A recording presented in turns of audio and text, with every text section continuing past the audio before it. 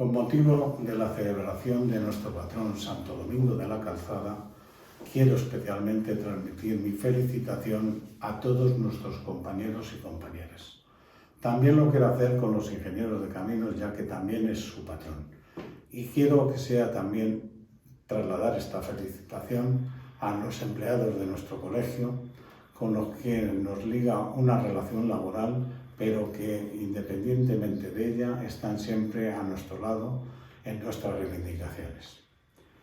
Quiero recordaros una vez más que en 1854, aquí en España, la reina Isabel II propuso un plan muy ambicioso de infraestructuras y llegaron a la conclusión de que, aunque tenían ingenieros civiles suficientes, no tenían auxiliares para que esos ingenieros civiles tuvieran su representación en obra.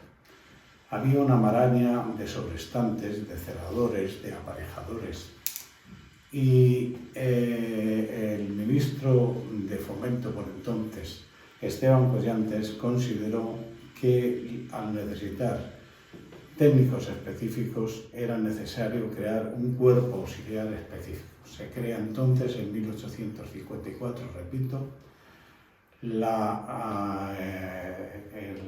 Cuerpo Especial de Ayudantes de Obras Públicas. A los 3 años, otro ministro, el ministro Claudio Moyano, consideró que la preparación tenía que ser muy específica e importante, ya que el plan de infraestructuras empezaba a tener un cariz de dimensiones considerables. Y por ello propuso a la reina que se creara la Escuela de Auxiliar de Ayudantes de Obras Públicas. Se estableció en la segunda planta de la escuela entonces existente de Ingenieros de Caminos, en la calle Alfonso XII de Madrid, y se dio a 2 jóvenes ingenieros de caminos la decisión de que fueran ellos quienes planificaran la escuela y nuestra formación, a pesar de que el primer director de la escuela fue el propio director de la Escuela de Caminos, Calixto de Santa Cruz. Estos 2 jóvenes ingenieros fueron uno José Echegaray, que como sabéis todos fue luego posteriormente Premio Nobel de Literatura, y el otro fue Mateo Sagasta, que también, no tardando muchos años, fue presidente del gobierno. Es evidente que estos datos que doy orientaban a la preparación que se quería de la escuela y a la formación de profesionales que se necesitaban. Se ingresó por oposición, se realizaron 2 años y luego 1 año más de prácticas. En definitiva, se puso la primera piedra para nuestra formación, para nuestras escuelas y nuestra dedicación profesional acorde con lo que se nos requería. Fue en 1868 cuando llegaron los aires liberales a España. La reina Isabel se tuvo que exiliar a Francia y se empezó entonces a hablar de que las obras no solo tenían que ser patrocinadas por el Estado, sino que podían también patrocinarlas obras los particulares. Claro ejemplo de, en ese momento, que llegaba el ferrocarril a España. Se empezó a hablar también de que, como ya tenía el Estado su estructura montada de ingenieros y de ayudantes, se pudiera externalizar estos profesionales para dedicarse a otros temas independientes de la sociedad. Durante ese tiempo se cerró nuestra escuela y se volvió a abrir en 1910. Entonces, realizamos a partir de esa fecha 3 cursos. En 1957 se empezó a hablar de la Ley de Ordenación de las Enseñanzas Técnicas. Los peritos empezaron a llamarse ingenieros técnicos se pasó la escuela al Ministerio de Educación y se empezó a dar una dimensión más académica que profesional a nuestra formación. Fue definitivamente, quiero hacer un inciso, en 1968 se instituyó, se formalizó la creación del Colegio de Ingenieros Técnicos de Obras Públicas, que hoy se mantiene.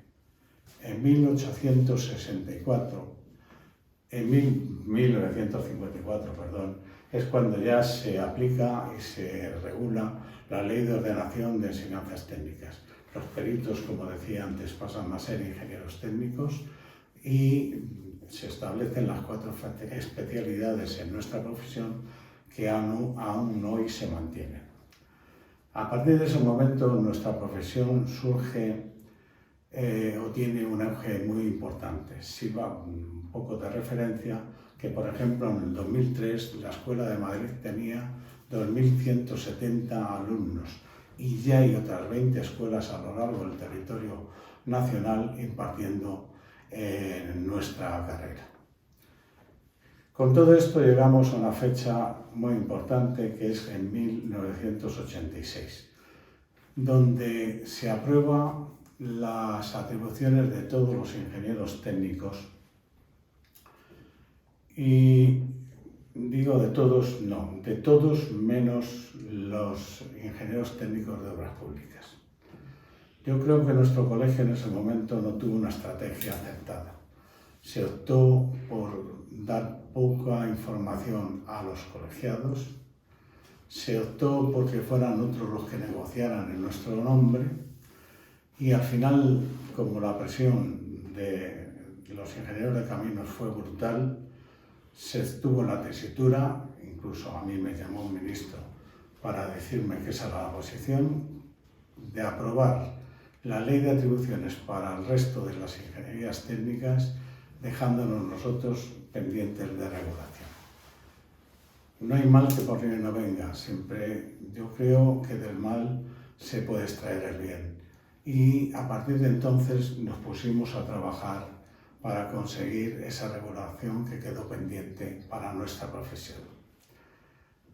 Cambiamos de estrategia, informamos a todos nuestros colegiados y todos participaron y desde la unidad empezamos, además de que teníamos razón, a hablar con todos los diputados, con todos los senadores, con todos los ministros afectados, con el propio presidente de gobierno, con todos los presidentes autonómicos, con todos los diputados autonómicos, con los sindicatos, con el defensor del pueblo, etcétera, etcétera, etcétera. Y todas estas relaciones las iba recogiendo la prensa y por lo tanto estábamos haciendo, aparte de la labor de reivindicación, hacíamos una labor de conocimiento de nuestra profesión. Con todo ello se llegó a que en 1992, como decía, la Ley 3392 diera por fin atribuciones plenas a todos los ingenieros técnicos de obras públicas dentro de su especialidad. Es un hecho histórico en nuestra profesión, es una reivindicación también histórica y por fin conseguíamos que mediante una ley que fue aprobada por unanimidad por el Congreso de los Diputados se visualizara un futuro y un porvenir diferente al que habíamos tenido hasta entonces.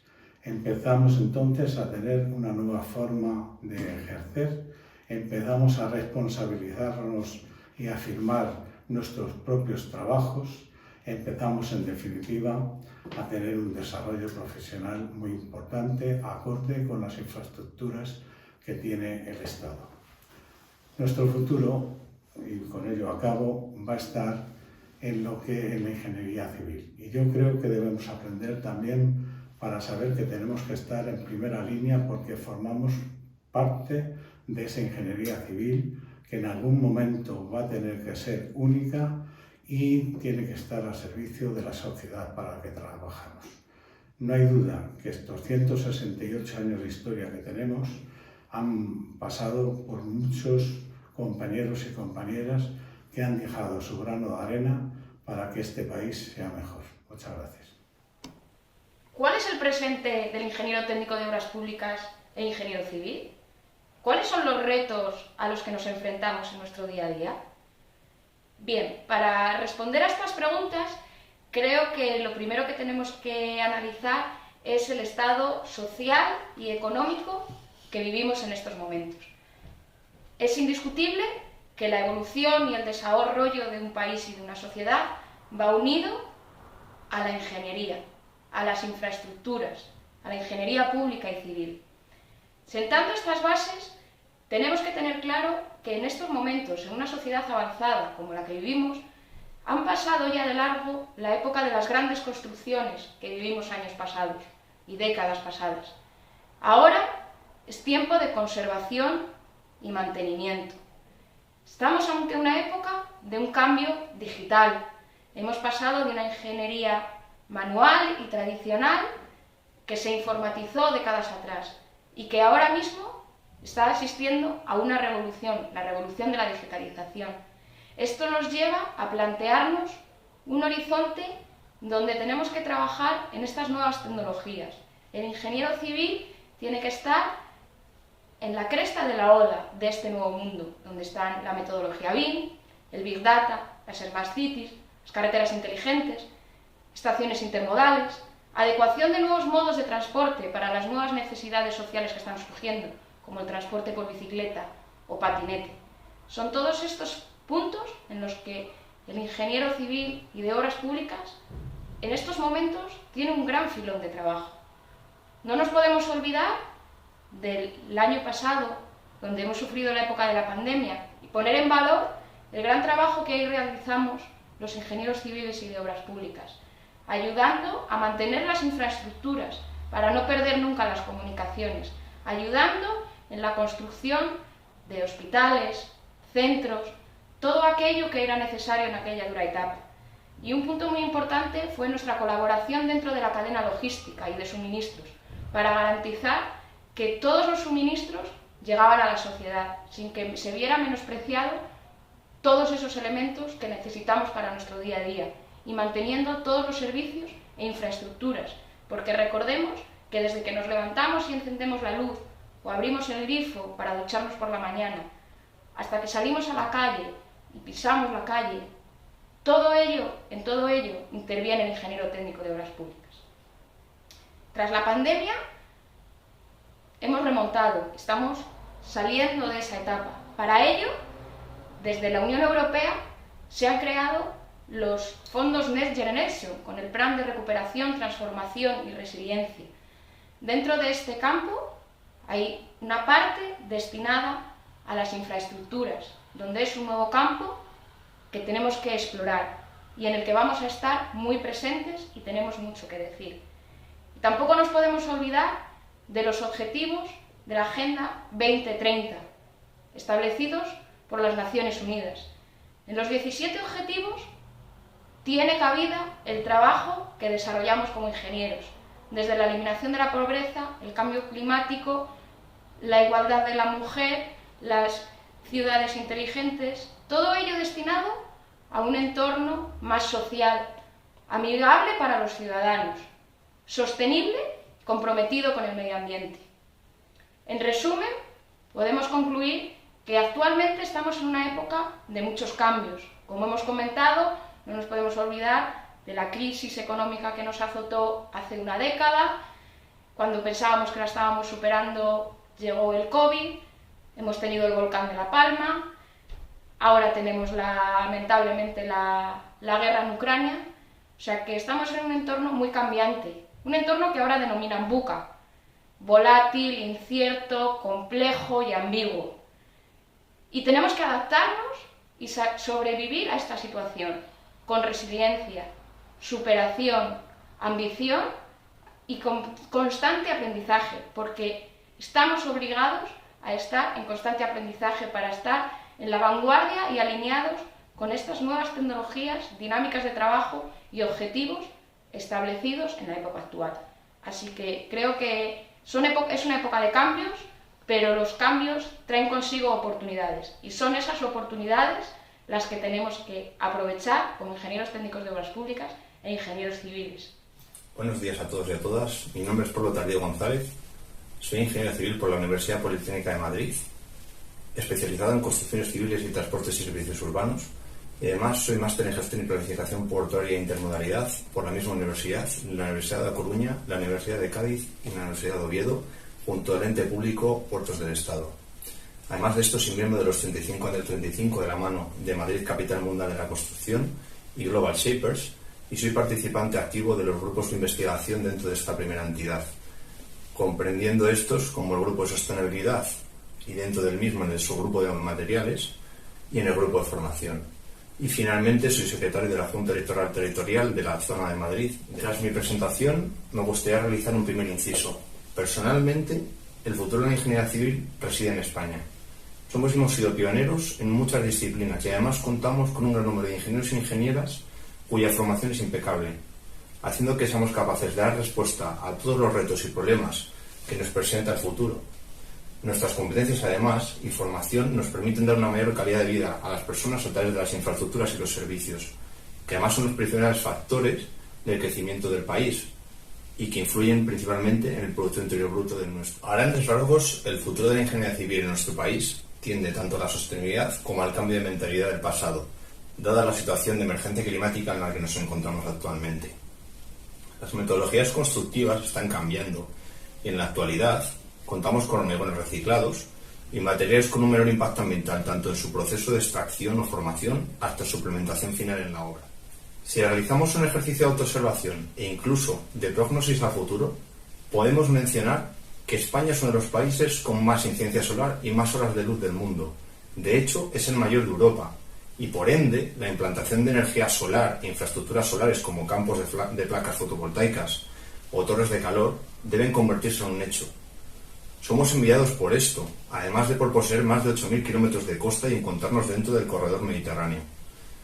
Existe otro aspecto clave, y este es el proceso de digitalización, ya que actualmente existe una tendencia clara de transformación de los métodos analógicos a los digitales. Lo que nos permitirá el proceso de digitalización no es más que la resolución de problemas muchísimo más complejos de una manera más rápida y eficaz.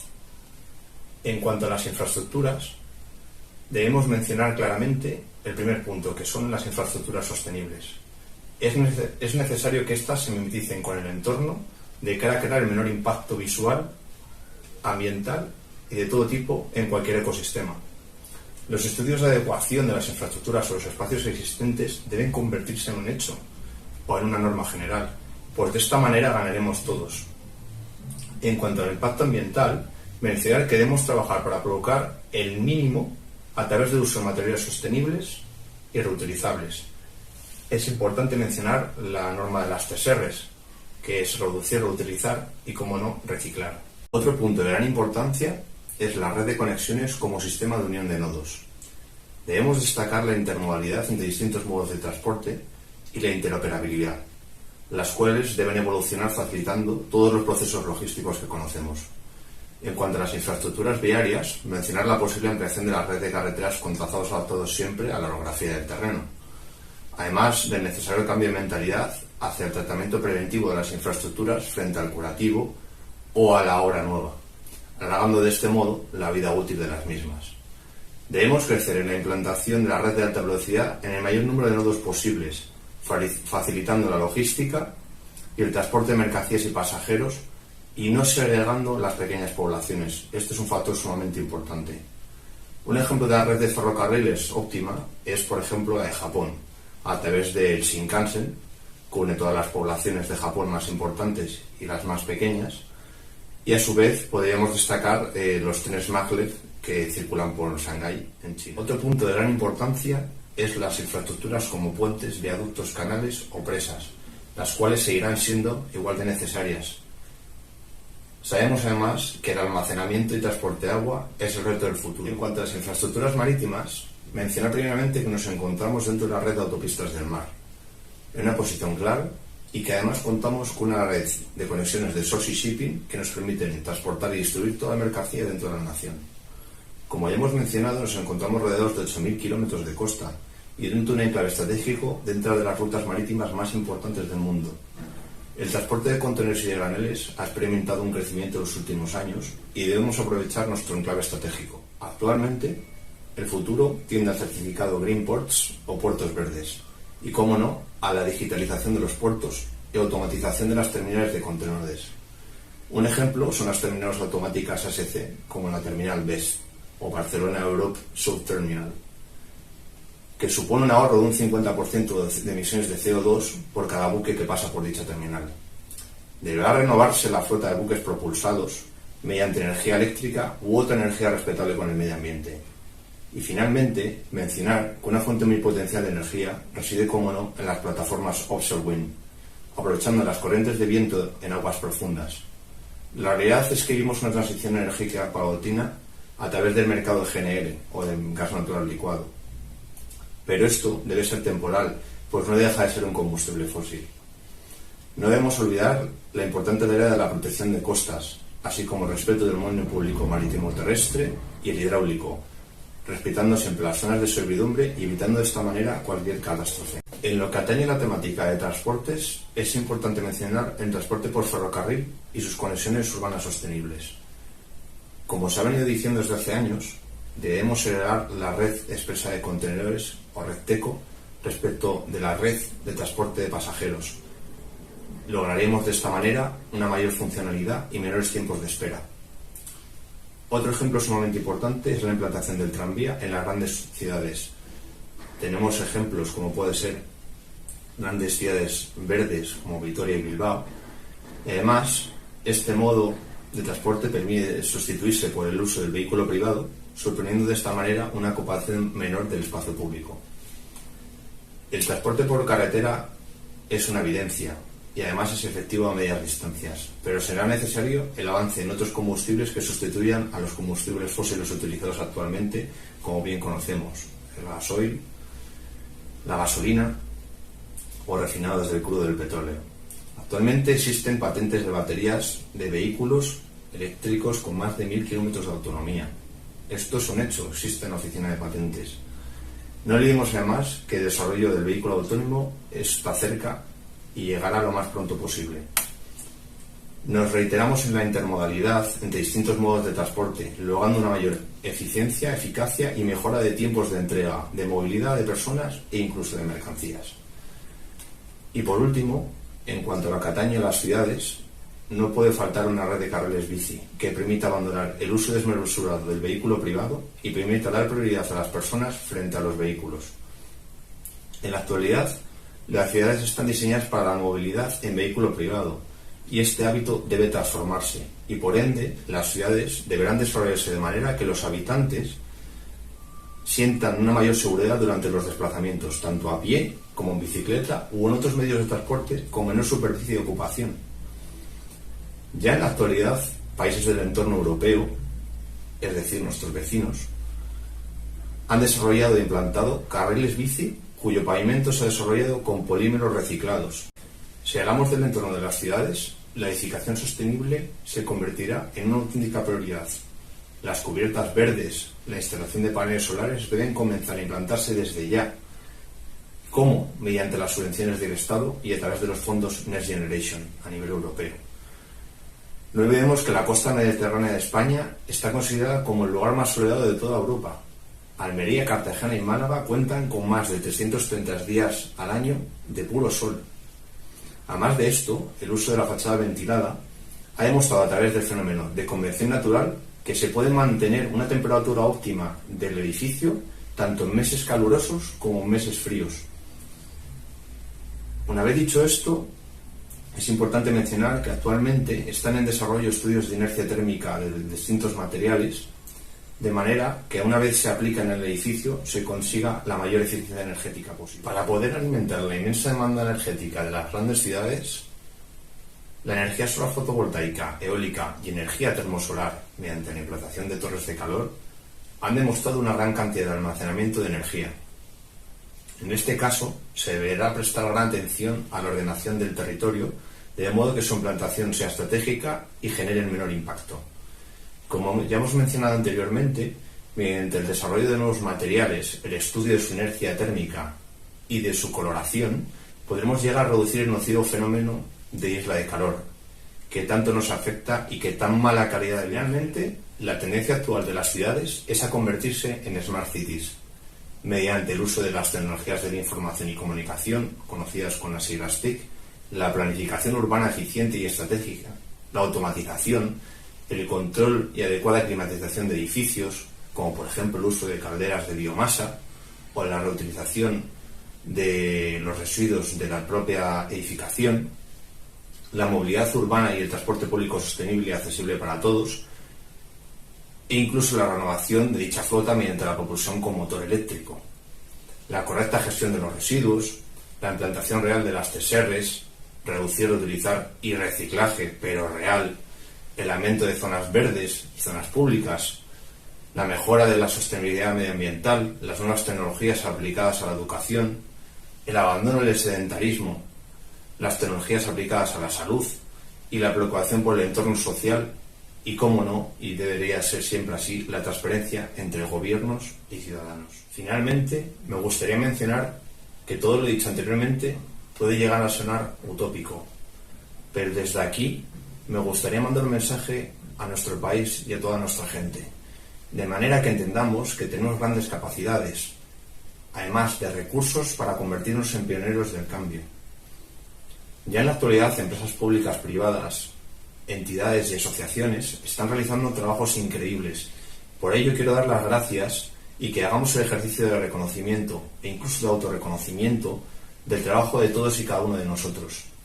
La ingeniería civil es clave en este fenómeno de transición que estamos viviendo y nuestra figura es sumamente importante. Muchísimas gracias por vuestra atención y por este tiempo que me han dedicado, en el cual he podido expresar cuáles son las vías o posibles vías para una mejora a nivel social y, como no, a nivel económico. Mencionar de nuevo que la ingeniería civil es sumamente importante para nuestra sociedad y debe recuperarse el prestigio que se tenía entonces.